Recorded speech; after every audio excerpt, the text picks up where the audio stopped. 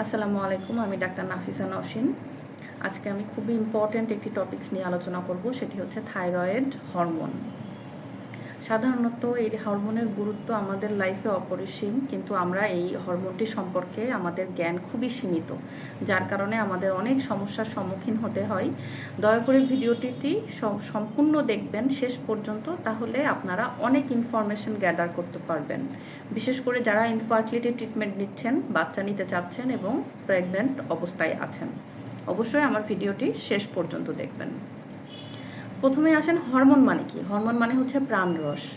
প্রত্যেকটি আমাদের যে সেল এবং আমাদের প্রত্যেকটি শরীরের রেগুলেশনের জন্য, প্রত্যেকটি কাজ রেগুলেশনের জন্য, প্রত্যেকটি অঙ্গ বা প্রত্যেকটা সিস্টেম রেগুলেশনের জন্য কিন্তু হরমোনের আবশ্যিকতা অপরিহার্য।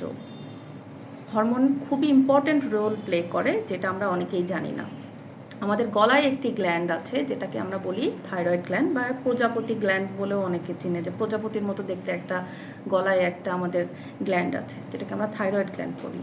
থাইরয়েড গ্ল্যান্ড থেকে দুই ধরনের হরমোন সিক্রেশন হয়, থাইরক্সিন T4 এবং ট্রাইআয়োডোথাইরোনিন T3। সো আমরা এই বিষয়গুলো নিয়েই ডিটেল আলোচনা করব, এগুলো বেড়ে গেলে কি হয় বা কমে গেলে কি হয়। মেইনলি আমি আজকে আলোচনা করব হাইপোথাইরয়েড, অর্থাৎ যখন আমাদের থাইরয়েড হরমোনের পরিমাণটা কমে যায়, সেক্ষেত্রে কি ধরনের ঘটনাগুলো ঘটে, কিভাবে হয় এটি, এবং এটির যে পার্শ্ব প্রতিক্রিয়াটা কি। আচ্ছা, প্রথমে আমি যে আলোচনাটা করব সেটা হচ্ছে থাইরয়েড হরমোনের আমাদের শরীরের উপরে আসলে কাজটা কি।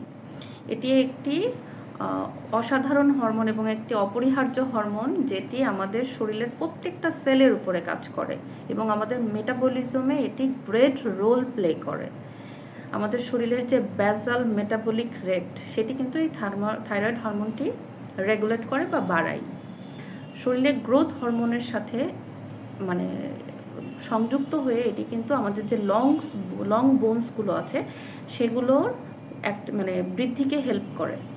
শরীরের যে অন্যান্য যে গ্ল্যান্ড, যেটা ক্যাটেকোলামাইন্স রিলিজ করে, আমাদের অ্যাড্রিনাল গ্ল্যান্ড, এটি ক্যাটেকোলামাইন্স রিলিজের উপরেও কিন্তু একটা নিয়ন্ত্রণ রাখে।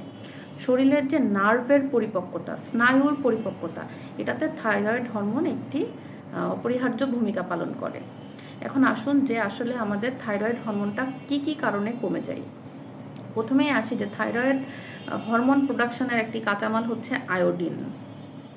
আগে আমাদের প্রচুর পরিমাণে আয়োডিন ডেফিসিয়েন্সির কারণে বিভিন্ন ধরনের হাইপোথাইরয়েডের পেশেন্ট বেশি ছিল, বা আগে গলগণ্ড রোগটাও কিন্তু অনেক বেশি দেখা যেত। কিন্তু যেহেতু আমরা এখন ফর্টিফাইড সল্ট খাই, যার কারণে কিন্তু আমাদের এই রেশিওটা অনেকটাই কমে গেছে। যাই হোক, কিন্তু এটি কিন্তু একেবারেই যে কম তা কিন্তু না।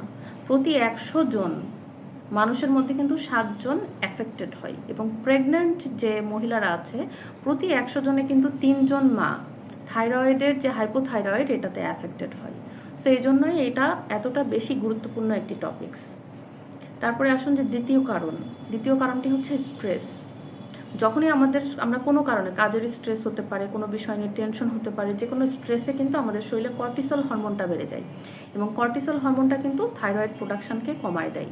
তখন কিন্তু আমাদের থাইরয়েড প্রোডাকশন যখন কমে যাবে, হাইপোথাইরয়েডিজম দেখা দিতে পারে। এরপরে আসুন যে থাইরয়েড গ্ল্যান্ডের যে কোনো ধরনের ইনফ্লামেশন বা ইনফেকশন, এটা কিন্তু থাইরয়েড হরমোন প্রোডাকশনকে কমায় দিতে পারে। এবং আরেকটি হচ্ছে থাইরয়েড গ্ল্যান্ডের যদি কোনো নোডিউলস হয়, তাহলে সেক্ষেত্রেও এটা থাইরয়েড গ্ল্যান্ডের যে টিউমার, এটা কমায় দিতে পারে থাইরয়েড প্রোডাকশনকে। এবং তারপরে হচ্ছে অটোইমিউন ডিজিজ।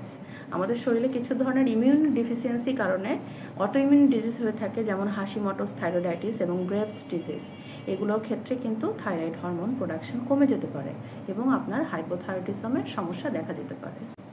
থাইরয়েড গ্ল্যান্ড আপনার হাইপোথাইরয়েডিজম হয়েছে, আপনি কিভাবে বুঝবেন, অর্থাৎ এর সাইন সিমটম কী কী আছে।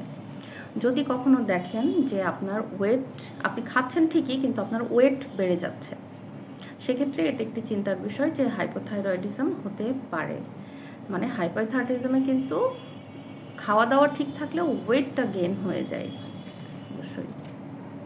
তারপরে কোল্ড ইনটলারেন্স হয়, অর্থাৎ আপনার শীত বেশি লাগবে। তারপরে আপনার কনস্টিপেশনের সমস্যা ডেভেলপ করতে পারে। অল্প কাজেও আপনি টায়ার্ড হয়ে যেতে পারেন এবং আপনার ডিপ্রেশন হতে পারে। আপনার মাসেলের প্রবলেম হতে পারে, যেমন মাসেলে অতিরিক্ত ব্যথা এবং ক্র্যাম্পিং হতে পারে। তারপরে আসুন লস অফ লিবিডো, অর্থাৎ আপনার যে সেক্সুয়াল ডিজায়ার সেটা কমে যেতে পারে।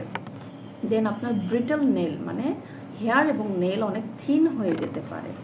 দেন হচ্ছে আপনার স্লো মুভমেন্ট এবং থট, মানে আপনার কোনো কাজে সেরকম একটা মুভমেন্ট স্লো হয়ে যাবে এবং থটেও মানে আপনার যে চিন্তাভাবনা সেটাতেও আপনি দেখবেন যে একটু স্লো হয়ে যাবে। এবং মহিলাদের ক্ষেত্রে যেটা দেখা যায় যে তাদের কিন্তু ইরেগুলার পিরিয়ড এবং হেভি মিনিস্ট্রেশন হতে পারে। এবার আমরা জানবো যে থাইরয়েডের ইফেক্ট কী কী আছে বা এটার যে কমপ্লিকেশনস বা লক্ষণগুলো কী কী হয়। বিশেষ করে যারা ইনফার্টিলিটি ট্রিটমেন্ট নিচ্ছেন তাদের যদি থাইরয়েডের সমস্যা থেকে থাকে বা বাচ্চা নেওয়ার জন্য ট্রাই করছেন থাইরয়েডের সমস্যা থেকে থাকে, তাহলে যেটা হবে যে আপনার ডিমটা সঠিক সময়ে নিঃসরণ হবে না, এটাতে হ্যাম্পার হবে এবং এটাই আপনাকে গর্ভধারণের যে প্রক্রিয়াটা সেটা ব্যাহত হবে। এখন আসুন যে মায়েদের কি কি সমস্যা হতে পারে। মায়েদের সমস্যার মধ্যে প্রথমেই যে সমস্যাটা হতে পারে সেটা হচ্ছে ম্যাটার্নাল এনিমিয়া হতে পারে, মানে মায়েদের রক্তশূন্যতা দেখা দিতে পারে।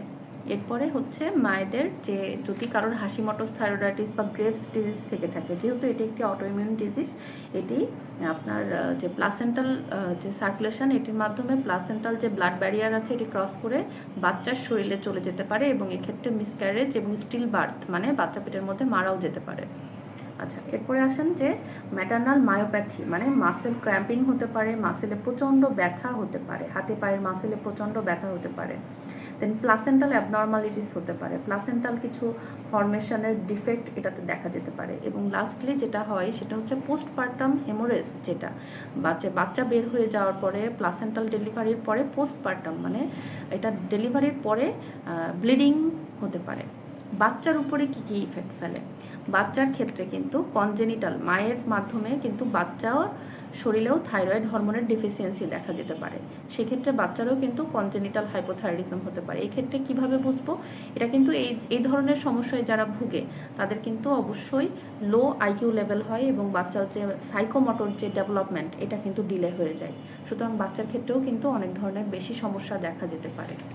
এরপরে আসেন বাচ্চার কিন্তু লো বার্থ ওয়েট হতে পারে, বাচ্চার ওজন জন্মগত ওজন যেটা আছে কম হতে পারে এবং বাচ্চার অনেক ধরনের অ্যানাটমিক্যাল ডিফেক্টও হতে পারে, যার কারণে যেসব মায়েদের হাইপোথাইরয়েডের সমস্যা থাকে তাদের কিন্তু আমরা একটা অ্যানোমালি স্ক্যান করাই নেই 18 থেকে 22 সপ্তাহের মধ্যে।